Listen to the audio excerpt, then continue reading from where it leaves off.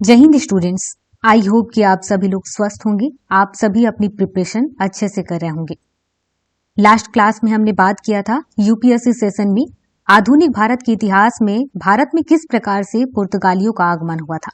उसके बारे में हमने एग्जाम बेस पर सभी इंपॉर्टेंट टॉपिक पर बात कर लिया। अब इसके बाद हम जानने वाले हैं कि भारत में डचों का आगमन किस प्रकार से होता है। चलिए क्लास स्टार्ट करते हैं और इसके साथ ही आप सभी लोग ध्यान से सारी चीजों को पढ़ें और समझें। एग्जाम बेस के सभी पॉइंट जो इंपॉर्टेंट है उन्हीं को केवल आपको पढ़ाया जा रहा है। पूरी कहानी समझेंगे तो बहुत लंबा समय लगेगा। आपको ध्यान देना है अपने एग्जाम पर, उसी के बेस पर ये क्लासेस लाई गई हैं। देखिए, पुर्तगालियों का आगमन किस प्रकार से हुआ ये तो हम समझ गए। अब इसके बाद डच आते हैं, मतलब कि पुर्तगालियों के बाद भारत में डच आते हैं, डच पहुंचते हैं। ये लोग नीदरलैंड या हॉलैंड के निवासी होते हैं। सवाल आना चाहिए मन में कि नीदरलैंड या हॉलैंड कहाँ है। तो चलते हैं मैप पर। ये रहा हमारा मैप और यहां पर आप सभी को पता होगा ये है यूरोप। यूरोप में ये एक जगह है नीदरलैंड, तो ध्यान रखना है जहां पर जर्मनी है जस्ट उसके बगल से ही नीदरलैंड है। डचों की जो नीयत थी वो क्या थी कि दक्षिण पूर्वी एशिया के मसाला बाजारों में सीधा जाना है, प्रवेश करना है और उस पर अपना नियंत्रण स्थापित करना है। ये उनका उद्देश्य था। अब क्या होता है कि 1596 में कार्नेलिस डी हाउटमैन नाम का एक व्यक्ति रहता है, डच का रहता है।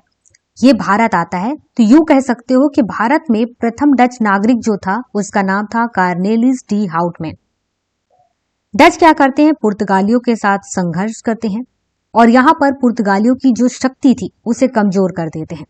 इसके बाद भारत के सभी महत्वपूर्ण मसाला उत्पादन का जो क्षेत्र था उन पर अपना नियंत्रण स्थापित कर लेते हैं। अब इसके बाद भारत में डच फैक्ट्री की स्थापना मसूलीपट्टनम में 1605 में हुई। अब मसूलीपट्टनम कहाँ है, आपको इस कोने में इंडिया के मिलेगा, तो मसूलीपट्टनम कहाँ है ये भी ध्यान रहना चाहिए।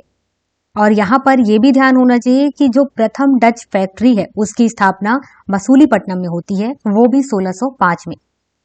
भारत में डच व्यापारियों ने मुख्यतः मसालों, नील, कच्चे रेशम, शीशा, चावल व अफीम का व्यापार किया। ये क्रम ध्यान रखें। इसके साथ ही ये कौन कौन से वस्तुएं हैं, इस पर यूपीएससी सीएसई में क्वेश्चन पूछा जा चुका है, इसलिए इसे और भी याद रखें। भारत को भारतीय वस्तुओं के निर्यात का केंद्र बनाने का श्रेय डचों को ही जाता है। मतलब कि जितनी भी वस्तु थी उनका निर्यात करना है दूसरे जगह पे।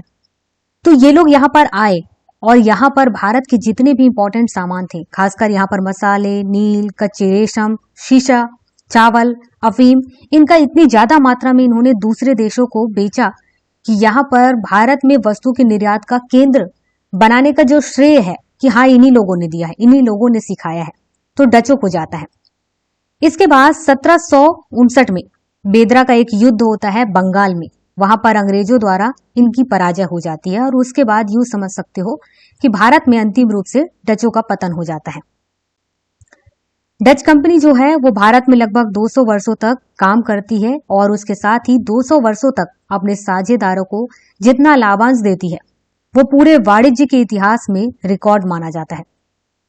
डच से रिलेटेड जितनी भी इंपॉर्टेंट इंफॉर्मेशन थी जो एग्जाम में आ सकता है वो हम बता चुके हुए हैं। इसके साथ ही अगर कुछ और भी इंपॉर्टेंट इंफॉर्मेशन होगा तो वो वीडियो के माध्यम से आपको बता दिया जाएगा। लेकिन हाँ, ये जरूरी चीजें थी वो आपको पता होना चाहिए। इसे आप 1-2 बार वीडियो देखना और याद हो जाएगा। इसके साथ ही ये भी बताइए कि आपको इस टॉपिक से रिलेटेड क्या क्या जानकारी है, हमें कमेंट के माध्यम से जरूर बताना।